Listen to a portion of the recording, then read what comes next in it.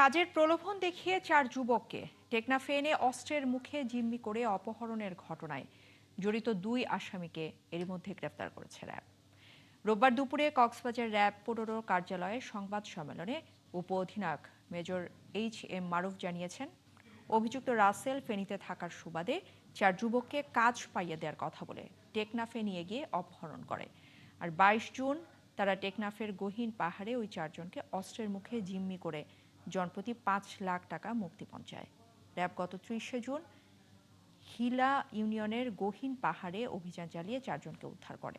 পরে শনিবার রাতে অভিযান চালিয়ে অপহরণকারী মোহাম্মদ রাসেল এবং আরমানকে গ্রেফতার করে র্যাব। আমরা ভিকটিম হিসেবে উদ্ধার করেছিলাম। তারা বলেছিল তাদেরকে এখানে রং মিস্ত্রির কাজ দিবে, এই ধরনের একটা প্রলোভন দেখিয়েছিল। আর যাদেরকে আমরা পেয়েছি তারা বেসিক্যালি মানে এদেরকে আরো জিজ্ঞাসাবাদের ইস্যু আছে, যেটা থানা থেকে আমরা যদি আরো বিস্তারিত কথা বলতে পারি সেটা হয়তো জানতে পারবো।